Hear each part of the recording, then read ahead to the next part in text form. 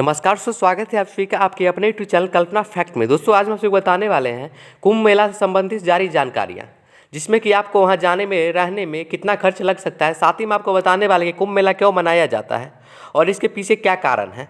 तो चलते हैं वीडियो की, और वीडियो पर चलने से पहले आप सभी वीडियो को लाइक कर लें और चैनल को सब्सक्राइब जरूर कर लें। अब बात करें कुंभ मेला की, तो कुंभ मेला विश्व का सबसे बड़ा सांस्कृतिक और धार्मिक मेला है। इस दौरान संपूर्ण भारत के लोग एक जगह पर एकत्रित होकर नदी में स्नान करते हैं, संतों के प्रवचन सुनते हैं और आध्यात्मिक ज्ञान प्राप्ति के साथ ही अपने जीवन को सुंदर बनाने के सूत्र साथ ले जाते हैं। दोस्तों अब जानते हैं कि कुंभ मेला में और क्या क्या होता है। दोस्तों बात करें तो कुंभ क्या है। कुंभ का अर्थ होता है घड़ा। कुंभ का एक मेला ही नहीं बल्कि महापर्व भी है। सभी पर्वों में कुंभ सर्वोपरि है। धार्मिक सम्मेलनों की यह परंपरा भारत में वैदिक युग से चली आ रही है, जब ऋषि और मुनि किसी नदी के किनारे जमा होकर धार्मिक और दार्शनिक और आध्यात्मिक रहस्यों का विचार और विमर्श किया करते थे।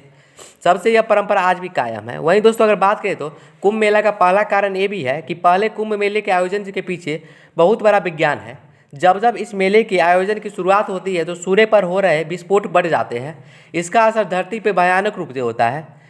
देखा गया है कि प्रत्येक वर्ष 11 से 12 वर्ष के बीच सूर्य के परिवर्तन होते हैं। संभवतः प्राचीन ऋषि इस बात को जानते थे, तभी तो यह आयोजन करने के लिए इस बात को संकेत दिए गए हैं। वहीं दूसरा कारण ये भी है कि देवताओं और दैत्यों ने मिलकर सब समुद्र मंथन किया तो सबसे पहले निकला कालकूट नामक विष, जिसे भगवान शंकर ने पी के अपने कंठ में धारण कर लिया।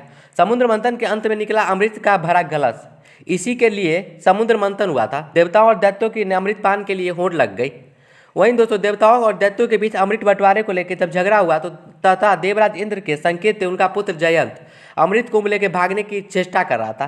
तब कुछ दैत्यों ने उसका पीछा किया। अमृत कुंभ के लिए स्वर्ग से 12 दिन तक संघर्ष चलता रहा और इस कुंभ में 4 स्नानों को अमृत की कुछ बूंदें गिर गई। यह स्नान पृथ्वी के हरिद्वार, प्रयाग, उज्जैन और नासिक थे। यही कारण है कि यहीं पे प्रत्येक 12 वर्ष में कुंभ का आयोजन होता है। कहते हैं कि इस दौरान कुंभ की नदियों का जल अमृत के समान हो जाता है, इसलिए इसे स्नान से आचमन करने से महत्व बढ़ जाता है। वहीं दोस्तों अब बात कर लेते हैं कुंभ मेला के इतिहास की। तो कुंभ मेला का इतिहास कम से कम 850 साल पुराना है। कुछ दस्तावेज बताते हैं कि कुंभ मेला 525 BC से शुरू हुआ था।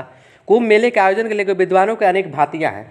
वैदिक और पौराणिक काल में कुंभ तथा अर्ध कुंभ स्नान के लिए इतनी प्रशासनिक सुविधा नहीं दी जाती, लेकिन अब जो कि जानते हैं कि दुनिया मॉडर्न हो चुका है, ऐसे में काफ़ी ज़्यादा आधुनिक सुविधाएं दी जाती हैं। अब हम बात करते हैं कुछ पौराणिक मान्यताओं के अनुसार जो कि कुंभ मेले को सबसे अलग बनाती है। तो ऐसा कहा जाता है कि एक बार इंद्र देवता महर्षि दुर्वासा के रास्ते मिलने से प्रणाम किए तो दुर्वासा मुनि ने प्रसन्न होकर उन्हें अपनी माला दी। लेकिन दोस्तों जैसा कि आप जानते हैं कि इंद्र ने उस माला को आदर न करते हुए ऐरावत हाथी के मस्तक पर डाल दिया, जिससे माला उसके सूंड से घसीट कर पैरों से कुचल डाला। इस पर दुर्वासा जी ने क्रोधित होकर इंद्र की ताकत खत्म करने के लिए श्राप दे दिया। तब इंद्र ने अपनी ताकत हासिल करने के लिए भगवान ब्रह्मा और भगवान शिव से संपर्क किया, जिन्होंने उन्हें भगवान विष्णु से प्रार्थना करने की सलाह दी। तब भगवान विष्णु क्षीर सागर के मंथन करने के अमृत निकालने की सलाह दी। भगवान विष्णु ने कि ऐसा कहने पे संपूर्ण देवता दैत्यों के साथ संधि करने और अमृत निकालने के लिए यत्न करने लग गए। वहीं दोस्तों जैसा कि आप जानते हैं कि समुद्र मंथन के मंदराचल पर्वत को मधारी और नागराज बासुकी को रस्सी बनाया गया, जिससे फलस्वरूप क्षीर सागर के पारिजात, ऐरावत हाथी का और उज्जेश्वर घोड़ा, रंभा, कल्पवृक्ष, शंखा, गदा, धनुष जैसे कई महाअस्त्र प्रकट हुए।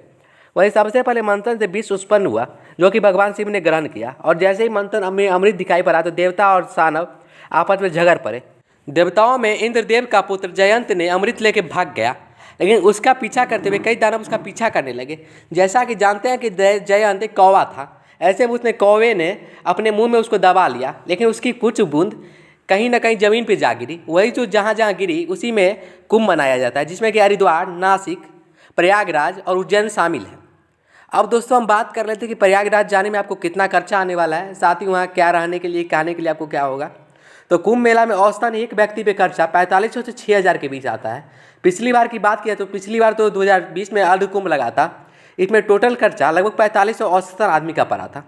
इससे अंदाज़ा लगा सकते हैं कि महंगाई भरी, ऐसे में खर्च भी थोड़ा बहुत भरेगा। लेकिन दोस्तों जा सकते हैं आसानी से। उत्तर प्रदेश राज्य में महाकुंभ हो रहा है, तो ऐसे में कोई ज़्यादा प्रॉब्लम किसी को होती नहीं है। धन्यवाद दोस्तों। अगर वीडियो कैसा लगा कमेंट बॉक्स में जरूर देगा। वीडियो को लाइक कर लीजिएगा, चैनल को सब्सक्राइब जरूर कर लीजिएगा। हमारा पिछला वीडियो जो कि प्रयागराज के ऊपर था, उसे भी आप जाके जरूर वॉच कर सकते हैं। उससे भी आपको काफ़ी सारी जानकारी मिल जाएगी। अगर आप अंतर्राष्ट्रीय और राष्ट्रीय राज्य के बारे में जानकारी चाहते हैं, वो भी हमारे चैनल के ऊपर उपलब्ध है, जिसमें कि इजराइल के बारे में फैक्ट, अर्जेंटीना के बारे में फैक्ट या बिहार जैसे कई राज्यों के बारे में फैक्ट, सब कुछ आपको मिल जाएगी। तो वीडियो को लाइक, चैनल सब्सक्राइब जरूर कर ले, चैनल को विजिट अवश्य करें। धन्यवाद।